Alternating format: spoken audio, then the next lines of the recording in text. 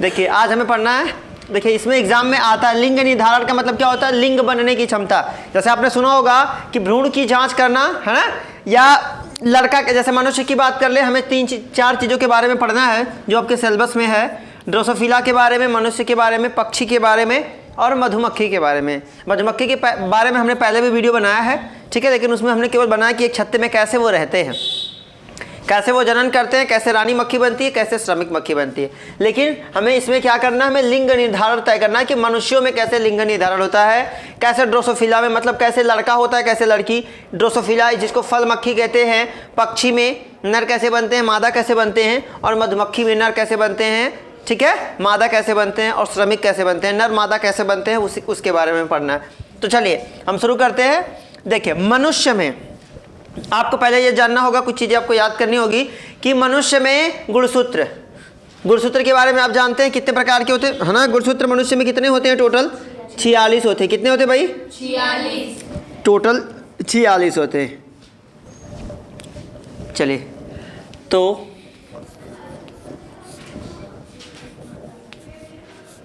ठीक है, देखिए मनुष्यों में गुणसूत्रों की टोटल संख्या कितनी होती है, 46 होती है। आप इसके बारे में थोड़ा सा और समझते हैं कि आप याद रखिए कि मनुष्यों में टोटल गुणसूत्रों की संख्या 46 तो होती है, लेकिन जिसमें से 22 जोड़ी, नर की भी बात कर ले चाहे मादा की भी बात कर ले, दोनों में गुणसूत्र की संख्या कितनी होती है, 46 होती है। लेकिन जो 22 जोड़ी गुणसूत्र होते हैं, टोटल 22 जोड़ी, इसको आप इस तरह से भी दर्शा सकते हैं, मैंने इसके बारे में आपको पहले भी बताया है। ये जोड़ों को दर्शाता है, ठीक है। ऐसे करते करते कितने जोड़ी, 22 जोड़ी। याद रखेंगे कि मनुष्य में 22 जोड़ी जो गुणसूत्र होते हैं वो कैसे होते हैं, एक समान होते हैं। क्या होते हैं, एक समान। चाहे नर की बात कर लें चाहे मादा की बात कर लें, दोनों में 22 जोड़ी जो गुणसूत्र होते हैं एक समान होते हैं। इसीलिए जो ये एक समान लिखा हूं, इसे बायोलॉजिकल भाषा में बोला जाता है ऑटोसोम। क्या बोला जाता है भाई, ऑटोसोम्स। जब गुणसूत्र एक दूसरे के समान होते हैं, कहने का मतलब जो 22 जोड़ी हैं वो सब एक जैसे, चाहे वो नर की बात करें चाहे मादा की। लेकिन जो 22वीं जोड़ी, जो 23वीं जोड़ी का गुणसूत्र होगा, 23वीं, ठीक है, तो 23वीं को क्या लिखेंगे हम, अगर ये नर का है, मान लेते हैं ये हम मादा का बनाए हैं, ये मादा का हो गया और ये वाला पोर्शन किसका हो गया, नर का, तो समझ लीजिए यहाँ 23 होगा, तो ये इसका भी 23। बात समझिए बात को, जो 22 जोड़ी जो गुणसूत्र होते हैं वो एक जैसे होते हैं, लेकिन 23वीं जोड़ी का जो गुणसूत्र होता है, सारा परिवर्तन, लिंग निर्धारण करना, ठीक है, लिंग कैसे निर्धारित होता है वो तय कौन सा करता है, 23वीं जोड़ी का गुणसूत्र। अगर इसके पहले कोई भी परिवर्तन हो जाता है जीन के अंदर, इस 22 के पहले, जैसे 17वें में हो जाए, 5वें में हो जाए, ठीक है, एक गुणसूत्र बढ़ जाए, एक जीन कम हो जाए, एक बढ़ जाए, तो आपने इसके बारे में पढ़ा है, जिसमें हमने आनुवंशिक रोग के बारे में पढ़ा, Turner syndrome, down syndrome, Klinefelter syndrome, इसके बारे में हमने पढ़ा हुआ है। देखिए होता क्या है कि मनुष्य में 46 जोड़ी गुणसूत्र तो होते हैं, लेकिन 22 जोड़ी एक जैसे होते हैं, और 23वीं जोड़ी गुणसूत्र को ही सेक्स क्रोमोसोम बोले तो लिंग गुणसूत्र बोला जाता है। सेक्स बनाने का, लिंग बनाने का काम कौन करता है, मतलब आने वाली जो संतान है, जो नया जीव की उत्पत्ति हो रही है, उसको कौन तय करता है, तो 23वें जोड़ी का गुणसूत्र, जिसे क्या बोला जाता है, सेक्स क्रोमोसोम,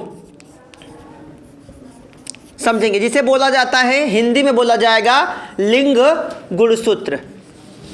समझिए, तो यहां तक समझ गया ना कि 22 जोड़ी गुणसूत्र एक समान होते हैं, लेकिन 23वें जोड़ी गुणसूत्र ही क्या करता है, परिवर्तन लाता है। अब देखिए 22 जोड़ी, यहां समझेंगे, थोड़ा सा लाइटली समझिए, ये नर 46 गुणसूत्र और यहाँ कौन सा 46 गुणसूत्र, ठीक है। अब ये क्या बनाते हैं, अब ये मेल बनाएंगे कि फीमेल बनाएंगे, देखिए ये एक्स वाई कर लेते हैं, यक्स एक्स कर लेते हैं, समझ रहे हैं। 22 जोड़ी एक जैसे, लेकिन 46वें, अगर यक्स वाला गुणसूत्र, ठीक है, यहाँ से ये वाला यक्स अगर इस वाई पे प्रभावी हो गया, तो वाई पे प्रभावी हो गया, तो मतलब इस वाई के प्रभाव को खत्म कर दिया, तो यहाँ क्या हो जाएगा भाई, देखो इस ये यक्स से कोई लेना देना नहीं, क्योंकि यक्स से यक्स मिलेगा तो लड़की मादा ही बनने वाली है। लेकिन अगर ये वाला यक्स ये वाई वाले पे प्रभावी हो गया, तो क्या बन जाएगा, यक्स और यक्स बन जाएगा, क्योंकि वो वाई के प्रभाव को क्या कर देगा, निष्क्रिय कर देगा, खत्म कर देगा, तो संतान क्या हो जाएगी, है ना, मादा बन जाएगी। लेकिन अगर ये वाई अगर सपोज दैट वाई यक्स पे प्रभावी हो गया तो संतान क्या बनेगी, यक्स और वाई मतलब नर। समझ रहे हैं बात को? तो देखिए ये समझ गए इतनी बात। अब देखिए हम पढ़ेंगे कि कैसे लिंग बनता है, निर्धारण कैसे होता है। तो आपके जहन में ये पॉइंट याद रहे कि मनुष्यों में क्या होता है, टोटल गुणसूत्र कितने होते हैं। आपसे पूछा जाता है कि ऑटोसोम्स किसे कहते हैं या सेक्स क्रोमोसोम लिंग गुणसूत्र किसे कहते हैं, तो आप कहेंगे 23वीं जोड़ी का जो गुणसूत्र होता है उसे लिंग गुणसूत्र कहते हैं, और बाकी जो 22 जोड़ी गुणसूत्र होते हैं उन्हें अलिंग गुणसूत्र या ऑटोसोम्स के नाम से जाना जाता है। समझ गया ना बात को? मतलब जो 22 जोड़ी है वो परिवर्तित नहीं होते, वो लिंग नहीं बनाते, नर मादा से उनसे कोई मतलब नहीं है, वो एक जैसे, चाहे वो नर की बात करें चाहे मादा की। लेकिन जो 23वीं जोड़ी का होता है वही डिसाइड करता है कि जो आने वाली संतान होगी वो मेल होगी या फीमेल होगी। समझ रहे हो बात को? अब देखो क्रॉस कर लेते हैं हम। देखिए मैंने यहाँ बनाया है, आप याद रखेंगे कि मनुष्य में गुणसूत्र की संख्या कितनी होती है, 46 होती है, और जोड़ी कितना होता है, 23 जोड़ी होता है। कितना होता है, 23 जोड़ी होता है। तो क्रॉस कर लेंगे सीधा सीधा। भाई आपको मालूम है, मैंने आपकी इसको पहले भी बताया कि मनुष्य में कितना, कौन सा विभाजन, अर्धसूत्री। हमने विभाजन के बारे में पिछला ही वीडियो बनाया था। अर्धसूत्री विभाजन का मतलब क्या, कि ऐसा विभाजन जिसमें, अर्धसूत्री विभाजन जिसमें एक कोशिका कितनी कोशिका का निर्माण करे, 4 कोशिका का निर्माण करे, लेकिन गुणसूत्रों की संख्या कितनी हो, आधी हो जाए। यहां अगर गुणसूत्र 46 है तो इनमें कितना होगा, 23 होगा। समझ रहे हैं? अब देखो अगर नहीं होगा तो क्या होगा, अभी देख लेते हैं। मादा में गुणसूत्र कितना होता है भाई, 46। नर में गुणसूत्र कितना होगा, 46। अगर यहां अर्धसूत्र विभाजन नहीं होगा तो संतान, यहां जो संतान बनेगी उसमें गुणसूत्र कितना हो जाएगा, 92। क्रॉस करके देखिए, अगर इस 46, ये 46 40, यहाँ अगर समसूत्र विभाजन, समसूत्री आप जानते हैं, जब जितने गुणसूत्र इसमें उतना गुणसूत्र संतति में। अब भाई इस कोशिका में अगर 46 गुणसूत्र, इसमें भी जो नई संतान बनेगी इसमें भी गुणसूत्र अगर 46 हो गया है ना, तो 46 तो अभी ये मादा की बात कर रहे हैं, नर का भी, क्योंकि आपको मालूम है मनुष्य में केवल नर, केवल अंडाणु या चाहे अकेले शुक्राणु ही संतान की उत्पत्ति नहीं कर सकता। जब तक निषेचन नहीं होगा, जब तक अंडाणु और शुक्राणु आपस में संलयित नहीं होंगे तो संतान के बनने के चांस है ही नहीं। तो अब देखिए अर्धसूत्री विभाजन के द्वारा, अब अर्धसूत्री में विभाजन इसका कितना हो जाएगा, 23, इसका गुणसूत्र 46 और इसका कितना 46, तो यहाँ कौन सा विभाजन होता है, अर्धसूत्री विभाजन के द्वारा, ठीक है, संतान बन जाती है। और यहाँ जो गुणसूत्र की संख्या हो जाएगी वो कितनी हो जाएगी भाई, देखिए 23 मेल की। समझ रहे हो ना? देखिए मादा में भी अर्धसूत्री विभाजन, मादा में भी और नर में भी। तो अर्धसूत्री विभाजन कब होता है, जब हमें गुणसूत्रों की संख्या क्या करनी हो, आधी करनी हो। तो कौन सा विभाजन होता है, अर्धसूत्री विभाजन। तो अब देखिए यहाँ कितना हो जाएगा, हो जाएगा हमारा 46। ये सिस्टम देखिए प्रकृति का सिस्टम कैसा है। मम्मी के पास भी गुणसूत्र कितना है, 46, पापा के पास भी गुणसूत्र कितना है, 46, और संतान के पास भी गुणसूत्र कितना है, 46। सिस्टम देखिए कि ये कौन सा विभाजन, अर्धसूत्री विभाजन। जब हमें या जब गुणसूत्रों की, याद रखेंगे ये क्वेश्चन बनता है कि मनुष्य में अर्धसूत्री विभाजन कब पाया जाता है। हमारे शरीर में जब भी कभी टूट फूट होती है, कभी हमारे शरीर को कोई नुकसान होता है, तो हमेशा हमारे शरीर में समसूत्र विभाजन होता है। लेकिन केवल जनन एक ऐसी अवस्था है जहां पे अर्धसूत्री विभाजन होता है। तो ये पूछा जाएगा तो आप कहेंगे जनन के दौरान ही मनुष्य में केवल अर्धसूत्री विभाजन होता है। क्यों होता है, अगर नहीं होगा तो नई प्रजाति का निर्माण हो जाएगा, पूंछ निकल जाएगी, सींग निकल जाएगी। मैंने इसके बारे में आपको बताया, ठीक है। तो देखिए, तो अब ये हो गया, संतान बन गई। अब देखो यही वाली मैं बात कर रहा था कि अगर ये यक्स वाला इस वाई पे प्रभावी हो गया, तो यक्स वाई पे प्रभावी हो गया तो इसका मतलब यहाँ क्या हो जाएगा, यहाँ हो जाएगा यक्स हो जाएगा। तो यक्स पहले से था, यक्स हो जाएगा, तो आने वाली संतान क्या होगी, यक्स और यक्स मतलब मादा, है ना, या लड़की। अब देखिए अगर ये वाई वाला किस पे प्रभावी हो जाए, यक्स पे, तो यहाँ क्या बन जाएगा, यक्स और वाई। अगर ये वाई यक्स पे प्रभावी हुआ तो यक्स तो पहले से था, यहाँ पे भी यक्स पहले से था, ठीक है।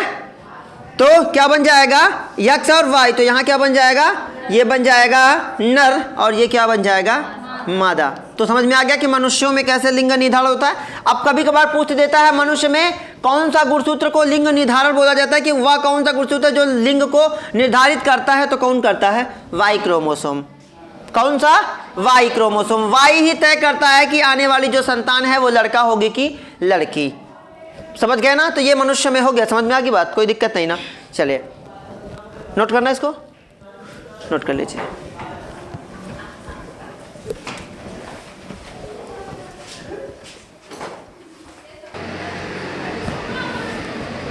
चलिए देख लीजिए,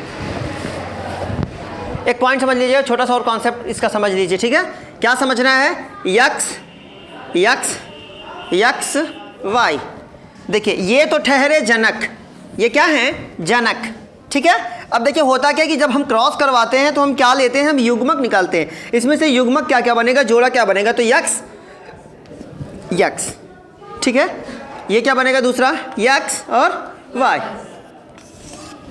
ये क्रॉस करना थोड़ा सा आप सीख लीजिएगा। तो पहले का क्रॉस करेंगे, अगर यक्स वाला यक्स से मिला तो संतान क्या बनेगी भाई? यक्स यक्स, अर्थात क्या बनेगी? मादा।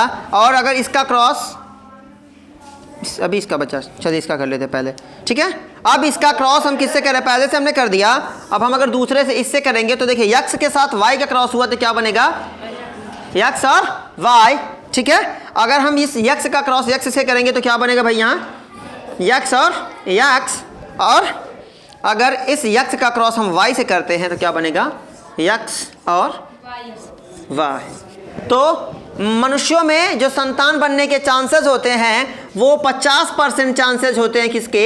मेल के, और 50% जो चांस है या मौका जिसको बोलते हैं हिंदी में, वो किसका है? फीमेल का। तो मनुष्य में लिंग निर्धारण याद रखेंगे, क्रॉस जब आप किसी चीज़ का क्रॉस करेंगे तो आप युग्मक जरूर बनाइएगा। युग्मक समझ रहे हैं? ये जो सामने आपको पॉइंट दिया रहेगा इसका युग्मक बनाने की आप कोशिश करिएगा, तो इसका युग्मक निकाल देंगे। एक एक को अलग कर दीजिएगा, एक एक का क्रॉस करवाएंगे तो निकल जाएगा। ये क्रॉस आप कर लेंगे तो नोट करिए इसको।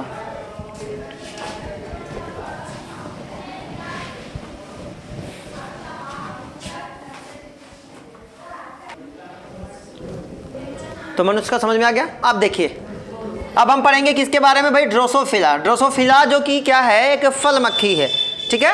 जैसे मनुष्यों में गुणसूत्रों की संख्या कितनी होती है? 46, वैसे ड्रोसोफिला में गुणसूत्रों की संख्या कितनी होती है? 8। इसके पहले हमने पढ़ा था मनुष्य के बारे में कि मनुष्य में जो 22 जोड़ी गुणसूत्र कैसे होते हैं? ऑटोसोम्स होते हैं। 22 जोड़ी मनुष्य में क्या होते हैं? ऑटोसोम्स। लेकिन अगर यहाँ ड्रोसोफिला की बात कर ले तो 3 जोड़ी। कितने? ड्रोसोफिला में 3 जोड़ी ऑटोसोम्स होते हैं। कहने का मतलब है 3 दूना 6 गुणसूत्र एक जैसे होते हैं, जबकि आखिरी वाला, जैसे मनुष्य में 22 जोड़ी एक जैसे होते थे तो उन्हें ऑटोसोम समझ में आ गया?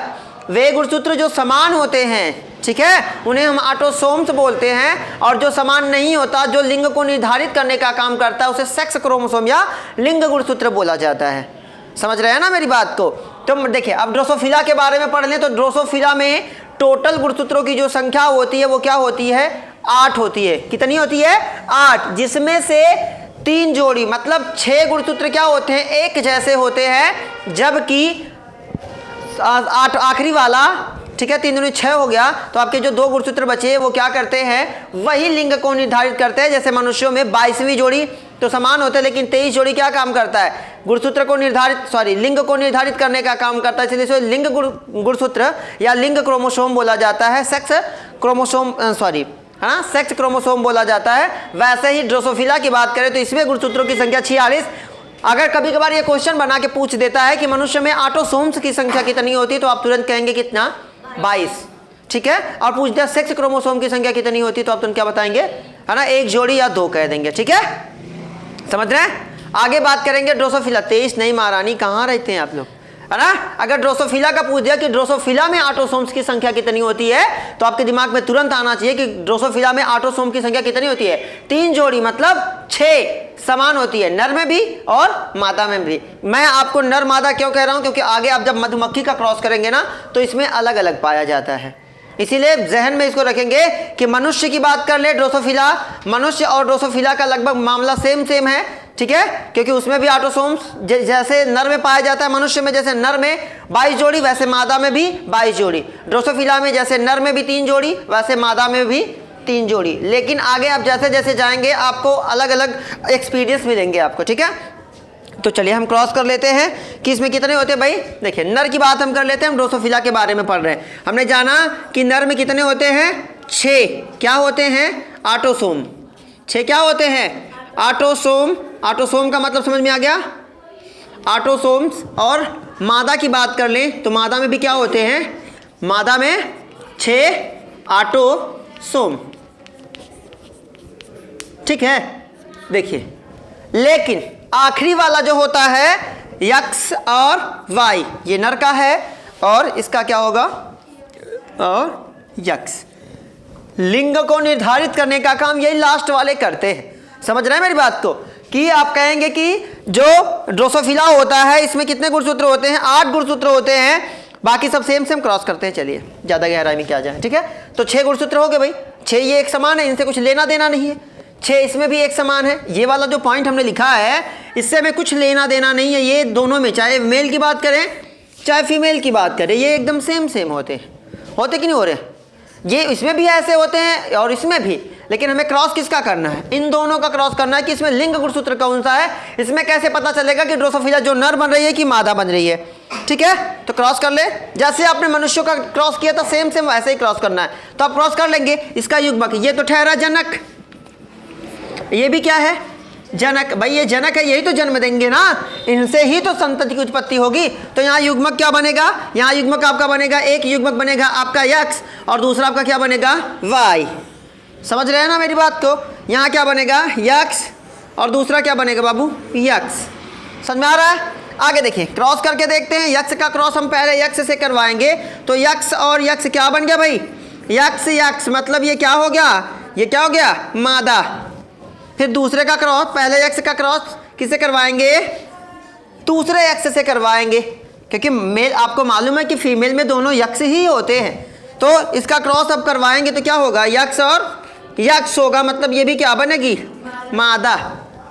अब दूसरा क्रॉस करवाते हैं, वाई का क्रॉस हम किससे करवा रहे हैं भाई, यक्स से करवाएंगे तो क्या बनेगा, यक्स और वाई, मतलब क्या बना, नर।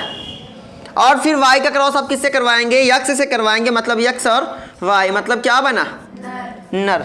समझ रहे हैं। तो ड्रोसोफिला में भी सेम सेम जैसे प्रोसेस मनुष्यों में होता है वैसे सेम सेम काम किसमें होता है, ड्रोसोफिला में होता है, जो कि एक फल मक्खी है। इसमें भी संतान के बनने के चांसेस, नर बनने के चांसेस कितने होते हैं, 50%, और मादा बनने के चांस जो होते हैं वो कितने होते हैं बाबू, वो होते हैं 50%। समझ रहे हैं बात को। केवल याद आपको क्या रखना है कि ड्रोसोफिला में गुणसूत्र कितने पाए जाते हैं, 8 पाए जाते हैं। मनुष्य में गुणसूत्र कितने पाए जाते हैं, 46 पाए जाते हैं। जोड़ी की बात कर ले तो मनुष्य में कितने जोड़ी, मनुष्य में कितने जोड़ी, 23 जोड़ी, और इनकी बात कर ले तो 4 जोड़ी। लेकिन इसमें मनुष्य में ऑटोसोम कितने होते हैं, 22 जोड़ी, और इसमें कितने होते हैं, ड्रोसोफिला में कितने होते हैं, 3 जोड़ी। कितने, उनमें 4 जोड़ी गुणसूत्र टोटल पाए जाते हैं, जिसमें से 3 जोड़ी एक जैसे होते हैं। जैसे मनुष्य में टोटल 46 गुणसूत्र पाए जाते हैं, लेकिन 22 जोड़ी, भाई अगर 46 का सीधा सीधा नॉर्मल आम भाषा में समझो भाई, आपके पास टोटल 46 रुपए है, अगर 2-2 के डिजिट बनाएंगे तो कितना डिजिट बनेगी, 23 बनेगी ना, जिसमें से 22 एक जैसे सिक्के रखे गए हैं। मतलब मान लेते हैं आपके पास टोटल 46 रुपए हैं, एकदम बेसिक कॉन्सेप्ट समझिए, आपके पास 46 रुपए हैं और सन 2000 के आपके पास कितने हो गए, टोटल 22, मतलब 44 सिक्के ऐसे हैं जो सन 2000 में छपे हैं, तो उनको आप एक जगह कर देंगे। बाकी 2 सिक्के ऐसे हैं जो 2001 और 2002 के हैं। समझ रहे हैं। तो जो एक जैसे जो सन 2000 वाले हैं उन्हें हम क्या बोलेंगे, ऑटोसोम्स, और जो 2001 और 2002 वाले हैं उन्हें हम क्या बोलेंगे, सेक्स क्रोमोसोम बोलेंगे। वही तय करेंगे कि आने वाली संतान क्या होगी। जैसे मेल में होगा same same portion, same same process आपका किस में होगा, फीमेल में होगा। लेकिन याद रखेंगे ये पूछे जाने वाले क्वेश्चन है कि मनुष्य में ऑटोसोम की संख्या कितनी, 22 जोड़ी। ठीक है, समझ रहे हैं। ऑटोसोम का मतलब समान गुणसूत्र। ड्रोसोफिला में ऑटोसोम की संख्या कितनी होती है, ड्रोसोफिला में ऑटोसोम कितना होता है, तो ऑटोसोम कितना होता है भाई, ऑटोसोम होते हैं 3 जोड़ी। कितने हैं, 3 जोड़ी। अगर इसको आप अंकों में बताना चाहें तो टोटल कितने, 6। ठीक है, और सेक्स क्रोमोसोम कितने इसमें होते हैं, ठीक है, सेक्स क्रोमोसोम कितने होते हैं, कितने होते भाई? तो देखिए 2 होते हैं, ठीक है, 2। जोड़ी की बात करेंगे तो एक जोड़ी, एक जोड़ा, जोड़ा का मतलब 2 लोग ना, नहीं कहते शादी का जोड़ा तो अकेले दूल्हा थोड़ी रहता है, दुल्हन भी रहती है ना, तो 2 लोग हुए ना भाई। तो जोड़ा का मतलब क्या होता है? 2 लोग। समझ में आ गई बात? इसको नोट कीजिए, इसको सेम सेम है, बहुत ज़्यादा टफ नहीं है, थोड़ा सा ध्यान देंगे बस आ जाएगा। क्रॉस करना आना चाहिए। आप युग्मक बनाएंगे, आप गुणसूत्रों की संख्या सेम सेम याद रखिएगा, क्योंकि इसमें अगर गलत करेंगे तो आपको दिक्कत है। फटाक से नोट कीजिए।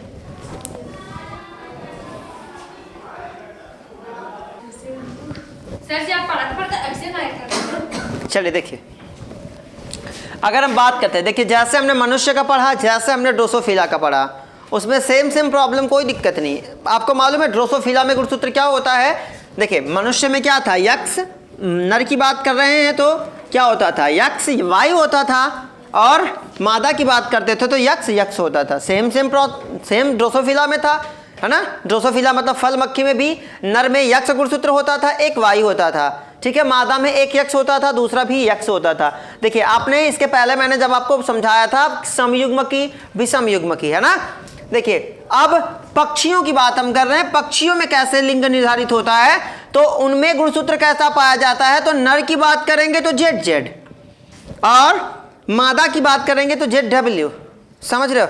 देखो होता क्या है भाई, इनमें क्या होता है, आपसे ये क्वेश्चन अगर पूछ दे कोई कि पक्षी, जैसे मनुष्यों में गुणसूत्र यक्ष वायु, आप याद रखेंगे मनुष्यों में जो मादा होता है वो समयुग्मकी होता है, उसका गुणसूत्र समान होता है, उसका पहला भी गुणसूत्र यक्ष होता है, दूसरा भी यक्ष होता है। लेकिन मनुष्यों में पहला यक्ष होता है, दूसरा वायु होता है। लेकिन पक्षियों में इसका जस्ट अपोजिट होता है, पक्षियों में नर समयुग्मकी होता है, लेकिन मादा विषमयुग्मकी।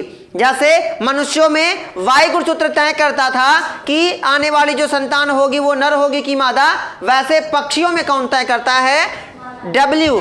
कौन तय करता है? डब्ल्यू तय करता है ना। हालांकि आप कह सकते हो कि मादा ही तय करती है, जैसे हम लोगों में नर, ठीक है, वैसे पक्षियों में कौन? मादा तय करती है कि आने वाली जो संतान है वो नर होगी कि मादा। वो किसकी वजह से? इस डब्ल्यू की वजह से, ठीक है। तो देखिए ऐसा ये मधुमक्खी, सॉरी, ऐसा जेड जेड और जेड डब्ल्यू वाला केवल पक्षियों में नहीं पाया जाता, कुछ कीटों में, कुछ सरीसृपों में भी ऐसी संरचना या इस प्रकार के गुणसूत्र पाए जाते हैं, ठीक है। कुछ मछलियों में भी इस प्रकार के गुणसूत्र पाए जाते हैं, जिसमें मेल में, नर में जेड जेड और फीमेल में जेड और डब्ल्यू की संरचना पाई जाती है। क्रॉस करेंगे, हम क्रॉस करके समझते हैं। देखिए अब हम इसको कैसे लिखते हैं, कैसे क्रॉस करते हैं, तो इसको हम क्रॉस करते हैं, इसका हम लिखेंगे 2n प्लस जेड जेड। क्यों हमने 2n लिखा हम समझेंगे। फिर यहां होगा 2n, फिर क्या होगा भाई? Z W.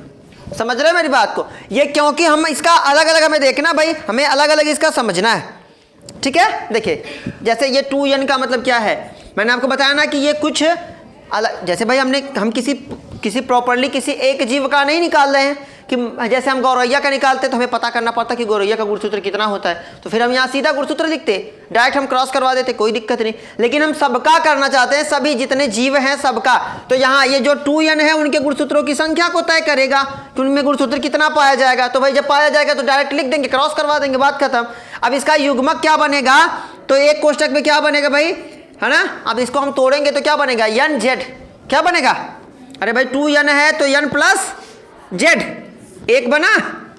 समझ में आ रही ना मेरी बात? फिर दूसरा क्या बनेगा? एक n यहां से और गया तो क्या बनेगा? n और z। समझ में आ रही मेरी बात? भाई देखिए ये किसी जीव के लिए जब होगा तो उसके लिए अलग अलग होगा ना, हर जीव के लिए अलग अलग।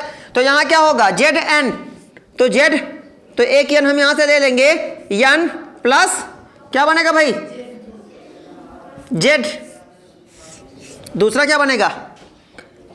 n plus W। समझ में आ रही ना बातें मेरी? ये देखिए ये सब में रहेगा सेम सेम, लेकिन वो गुणसूत्रों की संख्या अलग अलग होगी, जोड़े उसके अलग अलग बनेंगे। जैसे हमने भाई मनुष्यों में बनाया था 23 जोड़ी ऑटोसोम्स, है ना। तो अब अलग अलग जीव का अलग अलग होगा भाई ना, उसमें कितने गुणसूत्र हैं, कितने ऑटोसोम्स हैं, कितने सेक्स क्रोमोसोम है, वो उन पे डिसाइड करेगा। उसके बाद हम तब क्रॉस करवाएंगे, सेम सेम करवा देंगे, वैसे ही गुणसूत्र तय करेगा। फिर हम उसमें पढ़ेंगे ना भाई, हम जानेंगे ना इसमें गुणसूत्र की संख्या कितनी है, कितने ऑटोसोम्स है, कितने सेक्स क्रोमोसोम है, ठीक है। देखिए तो अब हम क्रॉस करवाते हैं। पहले क्या क्रॉस करवाएंगे? पहले से ठीक है, तो एन जेड के साथ एन जेड, तो क्या बना भाई 2n प्लस जेड जेड, और जेड जेड किसका है भाई, नर का कि मादा का, तो नर का, दूसरे का क्रॉस, फिर इसका क्रॉस हम दूसरे से करते हैं, यहां कर दिया हमने। अब क्या बनेगा 2n Z plus Z W, तो ये क्या बना मादा या फीमेल, ठीक है। फिर इसका क्रॉस करते हैं, एन जेड का क्रॉस हम एन जेड से करते हैं, तो क्या बना 2n प्लस जेड जेड, इसका मतलब क्या बना, ये नर बन गया। समझ में आ रही ना बातें भाई नहीं। चलो आगे क्रॉस कर लेते हैं, फिर एन जेड का इसका क्रॉस हम करते हैं, तो 2n प्लस जेड डब्ल्यू, क्या बन गया, तो आपने देखा ना, जैसे ड्रोसोफिला में था वैसे इसमें भी, इसमें मेल के बनने के चांसेस, मतलब नर के बनने के चांसेस कितने थे 50%, और फीमेल बोले तो मादा के बनने के जो चांस हैं वो कितने हैं 50% हैं। दिख गया ना आपको, नोट डाउन कीजिए इसको, फटाक से नोट कीजिए। बस हमें मधुमक्खी का पढ़ना, ये थोड़ा सा आपको टफ लगेगा बट बेटर तरीके से समझेंगे आप। नोट कीजिए फटाक से।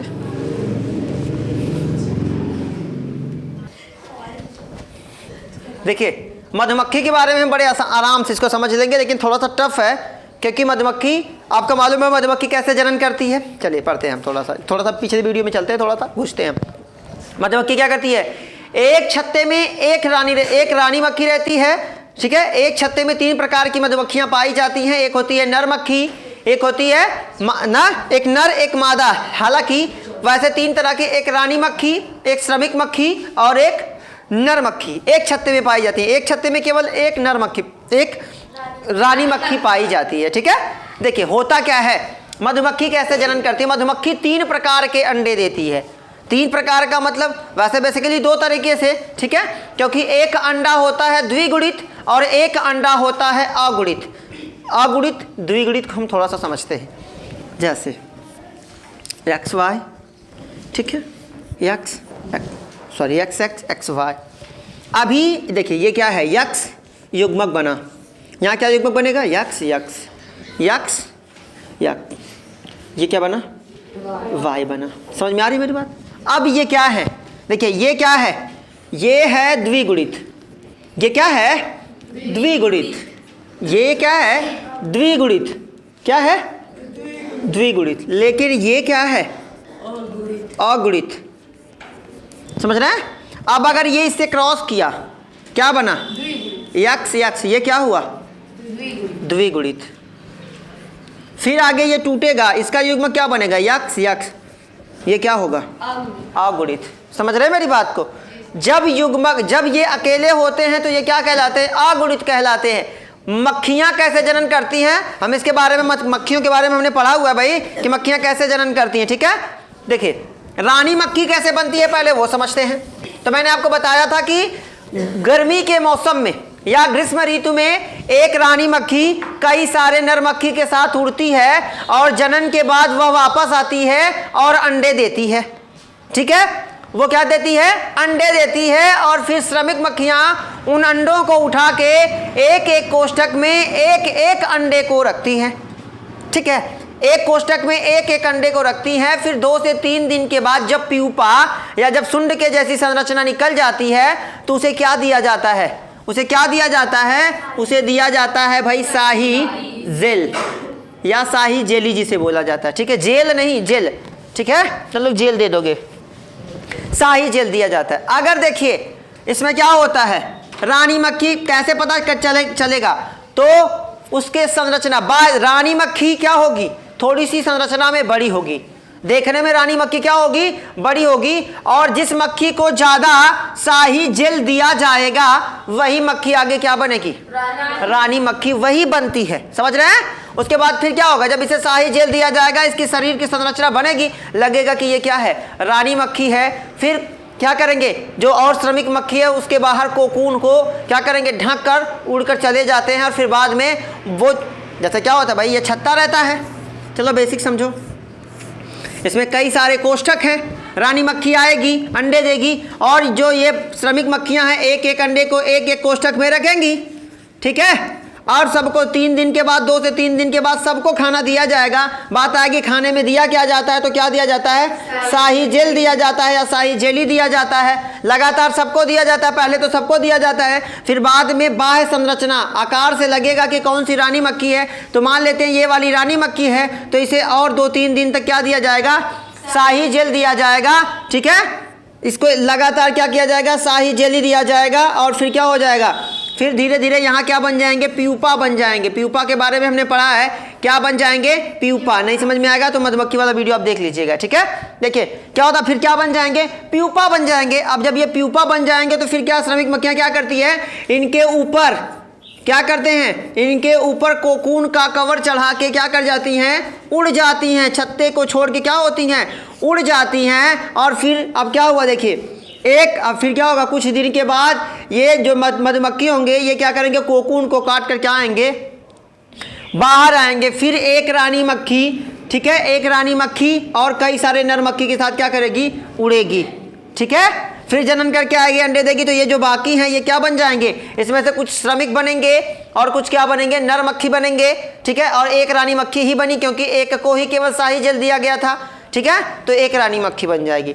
लेकिन हम क्या पढ़ रहे हैं, हम लिंग निर्धारण पढ़ रहे हैं कि इसमें लिंग निर्धारण कैसे होता है। ठीक है, अगुणित अंडे से नर बनता है और द्विगुणित से कौन बनता है, मादा बनती है और श्रमिक मक्खियां। ठीक है, अगुणित अंडे से कौन बनता है, कभी कभार पूछ दिया जाता है, अगुणित अंडे से कौन बनता है। ठीक है, चलिए पढ़ लेते हैं। पहले बात करते हैं हम गुणसूत्रों की बात। तो हमने पक्षी का बताया कि वो अलग अलग, भाई केवल पक्षी में नहीं, वो सरीसृप में भी पाया जाता है, कुछ मछलियों में। लेकिन हम बात करते हैं मधुमक्खी में। तो मधुमक्खी में गुणसूत्रों की संख्या कितनी होती है, 32। कितनी होती है, 32। लेकिन याद रखेंगे कि ये बल किस में पाई जाती है, ये मादा मक्खी में पाई जाती है। चलिए यहाँ लिख ही लेते हैं। नर मक्खी में कितना होता है, 16 और मादा में कितना होता है, 32। कितना होता है, 32। यहाँ क्या होता है भाई, देखिए 16 वाले के साथ क्या हो जाता है, अब अभी देखिए क्या है, समसूत्री विभाजन। इसमें क्या होगा, समसूत्री। तो सम आपको मालूम है, देखिए मैंने आपको कोशिका विभाजन पढ़ा है। जब जब गुणसूत्रों की संख्या को समान करना हो तो समसूत्री विभाजन, गुणसूत्रों की संख्या को क्या करनी हो, आधा करना हो तो कौन सा विभाजन, अर्धसूत्री विभाजन। होता क्या है कि देखिए नर में गुणसूत्रों की संख्या कितनी, 16 और मादा में गुणसूत्रों की संख्या कितना, 32। अब होता क्या, देखिए यहाँ युग्मक क्या बनेगा, यहाँ कौन सा विभाजन होगा, तो यहाँ होगा भाई समसूत्री विभाजन। कौन सा, समसूत्री विभाजन। और ये समसूत्री विभाजन करके क्या बनाएगा, 16 गुणसूत्र की संख्या। जो नया युग्मक बनेगा उसमें गुणसूत्रों की संख्या कितनी होगी, 16। लेकिन मादा में कौन सा होगा, अर्धसूत्री। अर्धसूत्री होगा तो क्या बनेगा, 2 बनेंगे, 16 का 1 और 16 का 1। आप देखिए फिर यहाँ क्या होगा, युग्मक का क्रॉस होगा तो यहाँ क्या बन गया, 32। मतलब ये क्या बन गया, मादा। तो ये अगुणित हुआ कि द्विगुणित हुआ, ये क्या होगा भाई, द्विगुणित होगा। क्या होगा, द्विगुणित। और फिर ये क्या बचा, 16। ये बचा कि नहीं बचा, 16 बचा ना। तो यही आगे चल के क्या बन जाता है, नर बन जाता है। ये अगुणित है कि द्विगुणित, ये क्या है, अगुणित। क्वेश्चन समझिए, यहाँ से पॉइंट समझिए। मधुमक्खियों में कैसा होता है, मादा में 32 गुणसूत्र जो कि अर्धसूत्री विभाजन द्वारा 16 में डिवाइड हुए। लेकिन नर में 16 में जो संतति है, जो युग्मक बना उसमें भी 16 ही था। और वो 16 क्या करेगा, 1 से क्रॉस करेगा। जैसे हमने यहाँ क्रॉस किया था, यक्स वाई से क्रॉस किया था तो क्रॉस क्या बना था, यक्स और यक्स बना था। ठीक है, यहाँ आपका यक्स बना था, दूसरा आपका वाई बना था। हम इसका क्रॉस करवाते थे, फिर इसका क्रॉस करवाते थे, इसका करवाते थे। ठीक है, और फिर इसका करवाते थे। क्रॉस पर मत जाइए, समझना क्या हमें कि ये समझिए कि अगुणित। अभी ये क्या है, मैंने अभी आपको बताया ये क्या है, ये द्विगुणित है। ये क्या है, अगुणित है, क्योंकि ये अकेला है, अभी ये किसी से संलयित नहीं हुआ। और ये जो बना है भाई, ये चलो मम्मी पापा हैं। ठीक है, अगर ये मम्मी की बात कर लेते तो द्विगुणित है कि नहीं। अगर मम्मी का निर्माण हुआ तो पहले, उससे पहले अगर भाई मेरा निर्माण हुआ है तो मेरे मम्मी पापा जो पैदा हुए होंगे वो भी तो अंडाणु और शुक्राणु से ही मिलकर बने हुए होंगे, बने कि नहीं बने। तो वो क्या हो गए, द्विगुणित हो गए। तो ये पहले द्विगुणित, फिर जब इनके युग्मक टूटेंगे तो ये क्या बने, अगुणित। ठीक है, अब ये युग्मक जब फिर ये युग्मक किसी से मिला, इसका देखिए, इसका ये किसका है, ये मादा का, और ये किसका है, नर का। और ये दोनों मिल गए तो ये द्विगुणित हो गए। ठीक है, तो किसका निर्माण किए? मादा का। और इसके बाद जो ये अगुणित रह गया, यही अगुणित आगे चल के किसका निर्माण करता है? नर का। यही आगे चल के क्या बन जाता है? नर बन जाता है। तो पूछा जाता है कि द्विगुणित से, अब जिसमें 32 गुणसूत्र पाए जाएंगे वो क्या होगी? मादा। तो मादा बनेगी। और देखिए पूछा जाता है कि द्विगुणित अंडे से कौन कौन निकलता है? तो द्विगुणित से कौन कौन निकलता है? श्रमिक मक्खी और रानी मक्खी, जबकि अगुणित से कौन निकलता है? नर। समझ गए? नोट कीजिए इसको।